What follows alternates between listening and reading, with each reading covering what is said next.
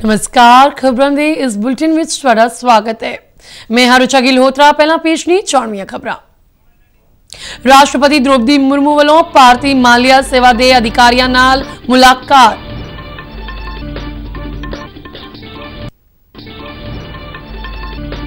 केंद्रीय गृह ते सहकारिता मंत्री अमित शाह ने कौमी सहकारी डेटाबेस किया लॉन्च।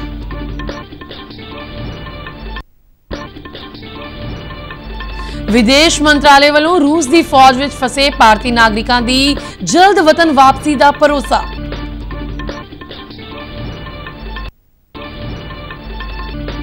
लोक सभा चोणां दे मद्देनजर केंद्रीय बलां दीआं 25 कंपनियां पंजाब पुजियां।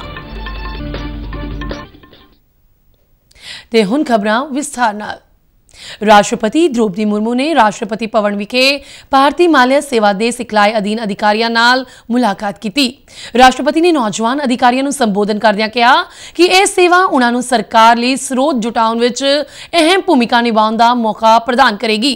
उन्होंने कहा कि अधिकारी प्रभावी कर प्रणाली अते बेहतर स्व इच्छित पालना नूं यकीनी बना के राष्ट्र निर्माण प्रक्रिया विच हिस्सेदार बन गए। राष्ट्रपति ने इस गल ते खुशी जाहिर की कि पिछले दहाके दौरान प्रत्यक्ष कर उगराही 3 गुणा वधी है अते आमदन कर रिटर्न भरन वाले लोगों की गिनती 2.5 गुणा हो गई है। उन्होंने कहा कि नागरिक केंद्र टैक्स सेवावां लोकां विच विश्वास नूं वधा रहीआं ने अते सरकार दीआं पहलकदमियां ने लोकां दी मानसिकता नूं बदलण दा काम कीता है।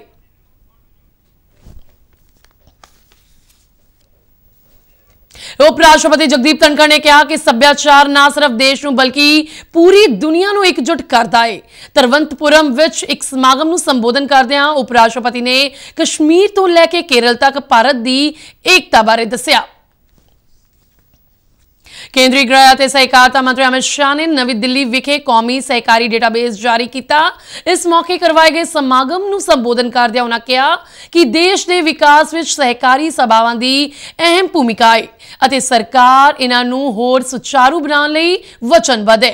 उन्होंने दस्सिआ कि इस डेटाबेस विच 8 लाख तो वध सहकारी सभावां की जानकारी, कुशल संचार अते सूचित फैसले लैण की सहूलत शामिल है।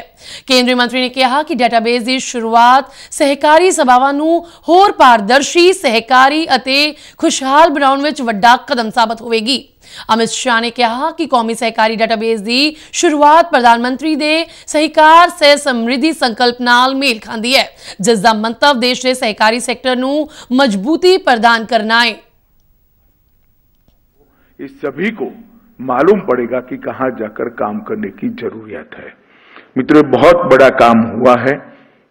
मोदी जी ने इस देश के ग्रामीण अर्थतंत्र में और ग्रामीण जीवन में आमूलचूल परिवर्तन लाया है। एक 10 साल के अंदर 25 करोड़ लोगों को गरीबी की रेखा के बाहर निकाल दिया है। भारतीय विदेश मंत्रालय का कहना है कि केंद्र सरकार रूस की फौज विच काम का झांसा देके धोखे नाल फसाए गए भारतीयों की जल्द वतन वापसी नूं लैके वचनबद्ध है। नवी दिल्ली विखे विदेश मंत्रालय के बुलारे रणधीर जयवाल ने कहा कि भारत सरकार वालों रूसी सरकार कोल यह मुद्दा जोर शोर नाल उठाया गया है अते नाल ही झूठे लारियां के तहत भारतीय नागरिकों नूं रूस भेजण वाले एजेंटा विरुद्ध सख्त कार्रवाई शुरू की गई है। उन्होंने दस्सिआ कि इस सिलसिले तहत CBI वालों कल कई शहरों में छापेमारी करके अपराधक सबूत इकट्ठे किए गए ने। रणधीर जयवाल ने दस्सिआ कि कई एजेंटा खिलाफ मनुखी तस्करी का केस भी दर्ज किया गया है। नागरिक जिनको रशिया भेजा गया यहां से झूठ बोलकर, अलग अलग बातें बोलकर उनको धोखाधड़ी जो उनके साथ हुआ, ये मसला हम लोग रशियन सरकार के साथ, वहां के अथॉरिटीज के साथ बहुत कस के पूरे दबाव के साथ हम लोगों ने लिया है ताकि हमारे नागरिक जो वहां फंसे हुए हैं वो अब वापस आ सके। केंद्रीय खेड मंत्री अनुराग सिंह ठाकुर ने कौमांतरी महिला दिवस मौके महिलावां लई 2 कौमी उत्तमता केंद्रां दी स्थापना करन दा ऐलान कीता है। बंगलुरु विच एक समागम नूं संबोधन करदिआं खेड मंत्री अनुराग सिंह ठाकुर ने कहा कि खेडां राज दी विशा सूची विच आउंदियां ने पर फिर भी केंद्र सरकार खेडां दा म्यार उच्चा चुकण लई कोशिश कर रही है। उन्होंने दस्सिआ कि सरकार ने खेडां संबंधी बुनियादी ढांचे अते कोचां दी तैनाती ते काफी पैसा खर्च किया है। उन्होंने कहा कि इन्हां यत्नां तहत केंद्र सूबा सरकारां दा सहयोग कर रहा है। I am going to announce one thing today, that I am going to open 2 new center of excellence only for the women athletes, and only women athletes will be trained there. As far as the coaches are concerned, we are trying to bring in a curriculum, not only what has been taught in the National Institute of Sports at Patiala. Bharat ਨੂੰ ਖਸਰਾ ਅਤੇ rubella ਬਿਮਾਰੀਆਂ ਦਾ ਮੁਕਾਬਲਾ ਕਰਨ ਵਿੱਚ ਮਿਸਾਲੀ ਯਤਨਾਂ ਲਈ ਆਲਮੀ ਪੁਰਸਕਾਰ ਨਾਲ ਸਨਮਾਨਿਤ ਕੀਤਾ ਗਿਆ ਹੈ। ਵਾਸ਼ਿੰਗਟਨ ਵਿੱਚ ਅਮਰੀਕੀ ਰੈੱਡ ਕਰਾਸ ਹੈੱਡਕੁਆਰਟਰ ਵਿਖੇ ਕਰਵਾਏ ਗਏ ਇੱਕ ਸਮਾਗਮ ਦੌਰਾਨ ਭਾਰਤ ਦੇ ਸਿਹਤ ਅਤੇ ਪਰਿਵਾਰ ਭਲਾਈ ਮੰਤਰਾਲੇ ਦੀ ਤਰਫੋਂ ਰਾਜਦੂਤ ਸ਼੍ਰੀਪ੍ਰਿਆ ਰੰਗਾਨਾਥਨ ਨੇ ਇਹ ਪੁਰਸਕਾਰ ਹਾਸਲ ਕੀਤਾ। ਸਿਹਤ ਮੰਤਰਾਲੇ ਨੇ ਇੱਕ ਬਿਆਨ ਜਾਰੀ ਕਰਦਿਆਂ ਕਿਹਾ ਕਿ ਇਹ ਆਲਮੀ ਸਨਮਾਨ ਨਾਗਰਿਕਾਂ ਦੀ ਸਿਹਤ ਪ੍ਰਤੀ ਦੇਸ਼ ਦੀ ਅਟੁੱਟ ਵਚਨਬੱਧਤਾ ਅਤੇ ਬੱਚਿਆਂ ਵਿੱਚ ਛੂਤ ਦੀਆਂ ਬਿਮਾਰੀਆਂ ਨੂੰ ਫੈਲਣ ਦੇ ਰੋਕਣ ਵਿੱਚ ਉਸ ਦੀ ਬਿਹਤਰੀਨ ਅਗਵਾਈ ਨੂੰ ਦਰਸਾਉਂਦਾ ਹੈ। ਮੰਤਰਾਲੇ ਦਾ ਕਹਿਣਾ ਹੈ ਕਿ ਪੁਰਸਕਾਰ ਅਗਲੇਰੀ ਕਤਾਰ ਦੇ ਸਿਹਤ ਕਰਮਚਾਰੀਆਂ, ਸਿਹਤ ਸੰਭਾਲ ਪੇਸ਼ੇਵਰਾਂ, ਨੀਤੀਕਾਰੀਆਂ ਅਤੇ ਸਖਤ ਮਿਹਨਤ ਕਰਨ ਵਾਲੇ ਲੋਕਾਂ ਦੇ ਸਮਰਪਣ ਦਾ ਪ੍ਰਮਾਣ ਹੈ। ਮੰਤਰਾਲੇ ਮੁਤਾਬਕ ਇਹਨਾਂ ਯਤਨਾਂ ਦੇ ਨਤੀਜੇ ਵਜੋਂ 50 ਜ਼ਿਲ੍ਹਿਆਂ ਵਿੱਚ ਲਗਾਤਾਰ ਖਸਰੇ ਦਾ ਕੋਈ ਮਾਮਲਾ ਸਾਹਮਣੇ ਨਹੀਂ ਆਇਆ, ਜਦਕਿ 226 ਜ਼ਿਲ੍ਹਿਆਂ ਵਿੱਚ ਪਿਛਲੇ 12 ਮਹੀਨਿਆਂ ਵਿੱਚ ਰੂਬੇਲਾ ਦਾ ਕੋਈ ਵੀ ਕੇਸ ਰਿਪੋਰਟ ਨਹੀਂ ਕੀਤਾ ਗਿਆ। ਲੋਕ ਸਭਾ ਚੋਣਾਂ ਦੇ ਮੱਦੇਨਜ਼ਰ ਕੇਂਦਰੀ ਬਲਾਂ ਦੀਆਂ 25 ਕੰਪਨੀਆਂ ਪੰਜਾਬ ਪਹੁੰਚ ਗਈਆਂ ਨੇ। ਇਨ੍ਹਾਂ 25 ਕੰਪਨੀਆਂ ਵਿੱਚ CRPF ਦੀਆਂ 5, BSF ਦੀਆਂ 15 ਅਤੇ ITBP ਦੀਆਂ 5 ਕੰਪਨੀਆਂ ਸ਼ਾਮਲ ਨੇ। ਇਸ ਬਾਰੇ ਹੋਰ ਵੇਰਵੇ ਸਾਂਝੇ ਕਰਦਿਆਂ ਕਾਨੂੰਨ ਅਤੇ ਵਿਵਸਥਾ ਬਾਰੇ ਸਪੈਸ਼ਲ DGP ਅਰਪਿਤ ਸ਼ੁਕਲਾ ਨੇ ਕਿਹਾ ਕਿ ਆਮ ਲੋਕਾਂ ਵਿੱਚ ਭਰੋਸਾ ਬਣਾਉਣ ਦੇ ਨਾਲ-ਨਾਲ ਸੰਵੇਦਨਸ਼ੀਲ ਅਤੇ ਅਤੀ ਸੰਵੇਦਨਸ਼ੀਲ ਖੇਤਰਾਂ ਵਿੱਚ ਇਨ੍ਹਾਂ ਬਲਾਂ ਦੀ ਤੈਨਾਤੀ ਕੀਤੀ ਜਾਵੇਗੀ। ਉਨ੍ਹਾਂ ਦੱਸਿਆ ਕਿ ਆਮ ਚੋਣਾਂ ਤੋਂ ਪਹਿਲਾਂ ਕਿਸੇ ਵੀ ਅਣਸੁਖਾਵੀ ਸਥਿਤੀ ਤੋਂ ਬਚਾਅ ਲਈ ਸੰਵੇਦਨਸ਼ੀਲ ਖੇਤਰਾਂ ਦੀ ਮੈਪਿੰਗ ਵੀ ਕੀਤੀ ਜਾ ਰਹੀ ਹੈ।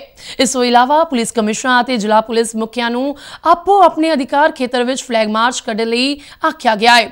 ਵਿਸ਼ੇਸ਼ DGP ਅਰਪਿਤ ਸ਼ੁਕਲਾ ਨੇ ਕਿਹਾ ਕਿ ਪੰਜਾਬ ਪੁਲਿਸ ਸੂਬੇ ਵਿੱਚ ਸੁਤੰਤਰ, ਨਿਰਪੱਖ ਅਤੇ ਸ਼ਾਂਤੀਪੂਰਵਕ ਚੋਣਾਂ ਕਰਵਾਉਣ ਲਈ ਵਚਨਬੱਧ ਹੈ। ਪੰਜਾਬ ਰਾਜ ਬਿਜਲੀ ਨਿਗਮ ਲਿਮਟਿਡ ਵੱਲੋਂ ਟਿਊਬਵੈਲਾਂ, ਵਪਾਰਕ ਅਤੇ ਰਿਹਾਇਸ਼ੀ ਬਿਜਲੀ ਕਨੈਕਸ਼ਨਾਂ ਦਾ ਲੋਡ ਵਧਾਉਣ ਲਈ ਸਵੈ ਇੱਛਤ ਖੁਲਾਸਾ ਯੋਜਨਾ VDS ਦੀ ਸ਼ੁਰੂਆਤ ਕੀਤੀ ਗਈ ਹੈ। ਮੁੱਖ ਮੰਤਰੀ ਭਗਵੰਤ ਮਾਨ ਨੇ ਰਸਮੀ ਤੌਰ ਤੇ ਸਕੀਮ ਦੀ ਸ਼ੁਰੂਆਤ ਕੀਤੀ। ਖੇਤੀਬਾੜੀ, ਰਿਹਾਇਸ਼ੀ ਅਤੇ ਵਪਾਰਕ ਖਪਤਕਾਰ ਲਈ ਲੋਡ ਵਧਾਉਣ ਦੀਆਂ ਦਰਾਂ ਘਟਾ ਕੇ ਅੱਧੀਆਂ ਕਰ ਦਿੱਤੀਆਂ ਗਈਆਂ ਨੇ। ਟਿਊਬਵੈਲ ਕਨੈਕਸ਼ਨਾਂ ਦਾ ਲੋਡ ਵਧਾਉਣ ਵਾਲੇ ਲੋਕਾਂ ਨੂੰ 4,750 ਰੁਪਏ ਪ੍ਰਤੀ ਹਾਰਸ ਪਾਵਰ ਦੇ ਮੁਕਾਬਲੇ 2,500 ਰੁਪਏ ਪ੍ਰਤੀ ਹਾਰਸ ਪਾਵਰ ਅਦਾ ਕਰਨੇ ਹੋਣਗੇ। ਇਸ ਤੋਂ ਇਲਾਵਾ ਸਿਕਿਉਰਿਟੀ 400 ਰੁਪਏ ਪ੍ਰਤੀ ਹਾਰਸ ਪਾਵਰ ਤੋਂ ਘਟਾ ਕੇ 200 ਰੁਪਏ ਪ੍ਰਤੀ ਹਾਰਸ ਪਾਵਰ ਕਰ ਦਿੱਤੀ ਗਈ ਹੈ। ਘਰੇਲੂ ਕਨੈਕਸ਼ਨਾਂ ਲਈ ਹੁਣ 2 ਕਿਲੋਵਾਟ ਤੱਕ ਲੋਡ ਵਧਾਉਣ ਲਈ 225 ਰੁਪਏ ਪ੍ਰਤੀ ਕਿਲੋਵਾਟ ਫੀਸ ਲੱਗੇਗੀ, ਜੋ ਕਿ ਪਹਿਲਾਂ 450 ਰੁਪਏ ਸੀ। 2 ਤੋਂ 7 ਕਿਲੋਮੀਟਰ ਵਾਟ ਤੱਕ ਲੋਡ ਵਧਾਉਣ ਲਈ 500 ਰੁਪਏ ਪ੍ਰਤੀ ਕਿਲੋਵਾਟ ਚਾਰਜ ਕੀਤੇ ਜਾਣਗੇ। ਪੰਜਾਬ ਦੇ ਮਾਲ ਮੰਤਰੀ ਬ੍ਰਹਮ ਸ਼ੰਕਰ ਜਿੰਪਾ ਮੁਤਾਬਿਕ ਮਾਲੀ ਵਰੇ 2023-24 ਵਿੱਚ ਪਿਛਲੇ 3 ਸਾਲਾਂ ਦੇ ਮੁਕਾਬਲੇ ਜ਼ਮੀਨ ਜਾਇਦਾਦ ਦੀਆਂ ਰਜਿਸਟਰੀਆਂ ਤੋਂ ਰਿਕਾਰਡ ਆਮਦਨ ਹੋਈ ਹੈ। ਮਾਲ ਮੰਤਰੀ ਨੇ ਦੱਸਿਆ ਕਿ ਫਰਵਰੀ ਮਹੀਨੇ ਤੱਕ ਸਰਕਾਰੀ ਖਜ਼ਾਨੇ ਵਿੱਚ 3,912 ਕਰੋੜ ਰੁਪਏ ਤੋਂ ਵੱਧ ਦੀ ਰਕਮ ਆ ਚੁੱਕੀ ਹੈ, ਜਦਕਿ ਮਾਰਚ ਮਹੀਨੇ ਦੀ ਆਮਦਨ ਦਾ ਲੇਖਾ ਜੋਖਾ ਕਰਨਾ ਅਜੇ ਬਾਕੀ ਹੈ। ਉਨ੍ਹਾਂ ਕਿਹਾ ਕਿ ਇਸ ਵਰੇ NOC ਦੀ ਸ਼ਰਤ ਹਟਾਏ ਜਾਏ ਕਾਰਨ ਇਹ ਆਮਦਨ ਹੋਰ ਵੀ ਵਧਣ ਦੀ ਸੰਭਾਵਨਾ ਹੈ। ਮਾਲ ਮੰਤਰੀ ਨੇ ਆਪਣੇ ਮਹਿਕਮੇ ਦੇ ਕੰਮਕਾਜ संबंधी शिकायत हेल्पलाइन ਅਤੇ ਪ੍ਰਵਾਸੀ ਭਾਰਤੀਆਂ ਵੱਲੋਂ शिकायत दर्ज करवाउण संबंधी एक मोबाइल नंबर साझा किया। विजिलेंस ब्यूरो ने ग्रांट फंडा की दुरवरतों के मामले में तरनताਰਨ जिले की ग्राम पंचायत बेनका के 5 साबका पंचायत मैंबरों को गिरफ्तार किया है। विजिलेंस के बुलारे ने दसिया कि साबका पंचायत मैंबर खिलाफ केस शिकायतकर्ता सुबेग सिंह की दरखास्त के आधार पर दर्ज किया गया है। उन्होंने दसिया कि मुढ़ली जांच दौरान सामने आया है कि उक्त मुलजमां वालों अपने कार्यकाल दौरान सरकारी फंडा विचों 1,96,95,000 रुपए का गबन किया गया सी। दोषियों खिलाफ भ्रष्टाचार रोकथाम कानून तहत मामला दर्ज करके अगलेरी जांच आरंभी गई है। ते इस दे नाल ही खबरां दा बुलेटिन खत्म हुंदा है। इजाजत दिओ, नमस्कार।